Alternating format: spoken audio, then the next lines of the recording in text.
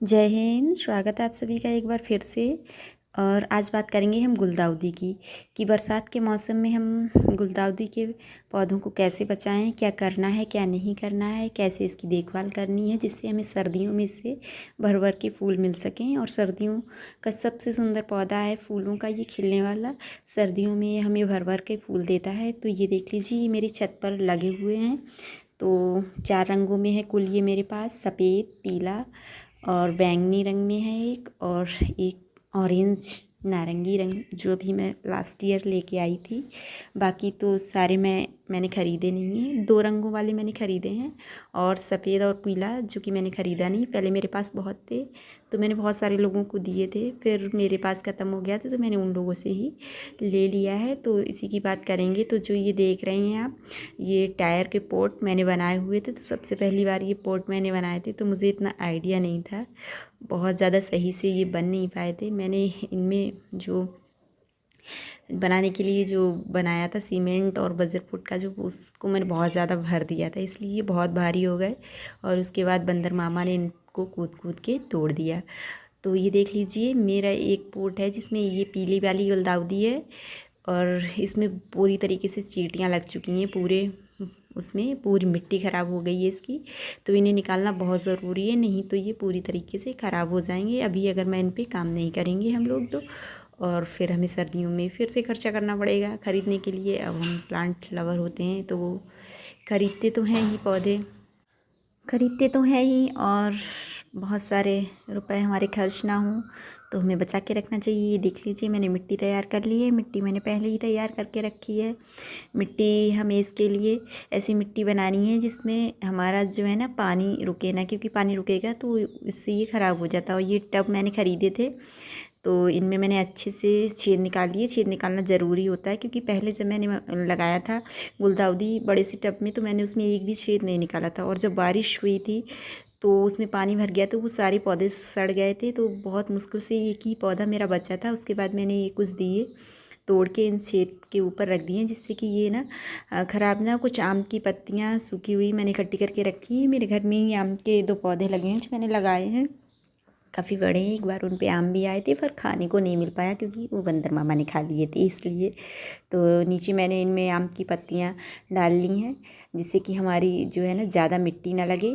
पहले भी मैंने ऐसा ही किया था जब मैंने ऊपर उनमें लगाया हुआ था, तो इससे हमारी ज़्यादा मिट्टी खर्च नहीं होती है। मैंने करीब 2 कट्टा मिट्टी बना के रखी थी, उसमें से 1 कट्टा मिट्टी समझ लो ख़त्म हो चुकी है। इतने सारे पौधे मैंने लगा दिए हैं। अब सबसे पहले हमें क्या करना होगा कि हमें क्या क्या गलतियां नहीं करनी है इस पर, जिससे हमारे पौधे ख़राब ना हों और अच्छे से चल जाएँ। इसे पहले तो मैंने सारे जड़ से ही निकाल लिए, अभी मैंने कटिंग नहीं की है, ये कटिंग से भी आसानी से लग जाता है। सबसे पहले मैंने ये टबों में अच्छे से मिट्टी को भर लिया है, नीचे आम की पत्तियाँ डालनी है और धीरे धीरे ये आम की पत्तियाँ गल जाएंगी और इनसे हमारी जो है ना अच्छी सी पत्तियों की खाद बन जाएगी। जिसे बहुत सारे लोग पत्तियों की खाद बनाते भी हैं पर मैंने एक बार भी अभी तक नहीं बनाई है, मैं ऐसे ही यूज़ कर लेती हूँ। आप इसके गुलदाउदी की भी पत्तियाँ इसके नीचे डाल सकते हैं। पहले भी मैंने अलग टब में लगाया हुआ था तो मैंने ऊपर से जितनी भी कटिंग की थी और पत्तियाँ हटाई थी वो सारी मैंने इसके नीचे ही लगा दी थी। ये बहुत अच्छा फर्टिलाइज़र बनता है इसका। इससे हम लिक्विड फर्टिलाइज़र भी बना सकते हैं गुलदाउदी की पत्तियों से, काफ़ी अच्छा होता है हमारे पौधों के लिए। तो अब हम काम कर लेते हैं कि हमारा जो गुलदाउदी है, सबसे पहले तो इसमें ऊपर से देख लीजिए कलियां जैसी बन रही हैं, इनको तो आप ज़रूर ही हटा दीजिए क्योंकि ये खिलती भी नहीं। पिछली बार भी ऐसा ही हुआ था कि बहुत सारी कलियां भी नहीं हुई थी तो मुझे लगा था कि ये खिल जाएंगे, लेकिन वो खिली नहीं थी और पौधे सारे ख़राब हो गए थे क्योंकि हमारे इधर का जो है ना उत्तर प्रदेश की जलवायु ऐसी नहीं है। ये सर्दियों का पौधा होता है, कहीं कहीं जहाँ जो मौसम अच्छा रहता है, ठंडा रहता है, जैसे बहुत जगह हिमाचल वगैरह में है इधर जहाँ ठंडा मौसम रहता है, वहाँ ये गर्मियों में भी खिल जाता है। अभी तक लोगों के खिल रहे हैं, मैंने कई सारे लोगों की वीडियो देखती हूँ तो उसमें देखती हूँ कि उनके खिल रहे हैं। उत्तराखंड वगैरह में काफ़ी अच्छे होते हैं पौधे।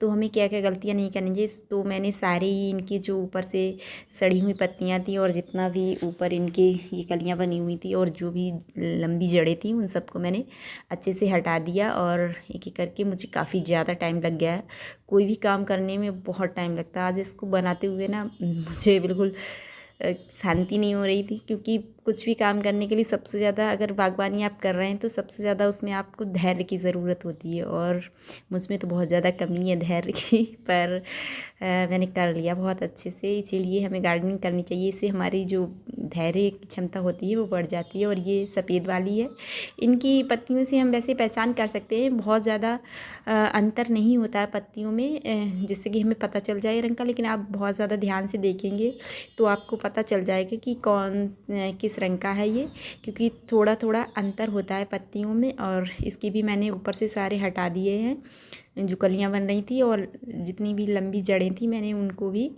काट दिया है। तो इस तरीके से हम कर लेंगे। अभी मैं इसको ऐसे ही लगाऊंगी, ये देख लीजिए इतना सारा कचरा निकला है इसमें, तो इसे मैं हटा दूंगी। और अच्छे से मैंने इनको साफ़ कर लिया है। जब ये अच्छे से लग जाएंगे तो एक बार मैं अगस्त में इनकी कटिंग करके दोबारा से इन्हें लगा दूंगी। और ये हल्दी पाउडर, वैसे मैंने मिट्टी में भी हल्दी पाउडर मिलाया हुआ है, नीम की पत्तियाँ भी मिलाई हैं। हल्दी पाउडर इसलिए कि कोई फंगस ना लगे, इसमें चींटियाँ बहुत लगी हुई थी पहले से, तो आप भी थोड़ा फंगीसाइड पाउडर भी आप यूज़ कर सकते हैं। मेरे पास है नहीं, तो मैंने यही हल्दी पाउडर ही ज़्यादातर मैं यूज़ करती हूँ, ये काफ़ी अच्छा होता है। तो इससे कोई फंगस हमारे पौधों में नहीं लगता है। और इस तरह से मैंने सारे लगा दिए एक एक करके पौधे। तो आप भी, सबसे ज़रूरी बात जो है कि आप अपने पौधों में इस टाइम बरसात के मौसम में कभी भी कोई भी किसी भी प्रकार की खाद ना दें गुलदाउदी के पौधों में। पिछली बार मैंने यही गलती की थी, बारिश नहीं हो रही थी तो मैंने इसमें गोबर की खाद दे दी थी बहुत ज़्यादा, और उसके बाद 15 दिन तक लगातार बारिश होती रही थी, जिसकी वजह से इसकी पत्तियाँ ऐसी हो गई। और अभी तक आप देख लीजिए इनकी पत्तियाँ सही नहीं हुई, और ऐसी इसकी हालत हो गई थी। तो बहुत ज़्यादा ये बेकार हो गया। तो आप ये ध्यान रखेंगे किसी प्रकार का कोई फर्टिलाइज़र ना दें इस समय बारिश में गुलदाउदी के, और बहुत ज़्यादा इसे बारिश में ना रखें। तो लगाते लगाते बारिश भी होने लगी थी, इसलिए मैंने इसमें पानी नहीं दिया। और फिर बारिश तो कई दिनों से लगातार 10 दिन से हमारे यहाँ हुए ही जा रही है। तो मैं 2 से 1 दिन तक तो इसे बारिश में रखूँगी, उसके बाद मैं इसे उठा के अंदर रखूँगी, क्योंकि बहुत ज़्यादा बारिश के पानी से हमारी गुलदाउदी जो है ख़राब हो जाएगी। बहुत ज़्यादा पानी इसमें नहीं पड़ना चाहिए। तो इस तरीके से हम संरक्षित कर सकते हैं हमारी गुलदाउदी को, जिससे हमें बार बार खर्चा ना करना पड़े। जब आगे सर्दियाँ आएंगी तो हमें अच्छे से फूल मिले। अगस्त में मैं एक बार इसकी कटिंग करके और भी लगा दूंगी, जिससे हमें लास्ट जनवरी होली तक फूल मिलते रहें, क्योंकि अभी के लगे हुए पौधों में फिर जल्दी फूल ख़त्म हो जाते हैं। तो आप भी इस तरह से कर सकते हैं। देख लीजिए बारिश होने लगी, इसलिए मैंने इसमें पानी नहीं दिया। वीडियो अच्छी लगी हो तो चैनल को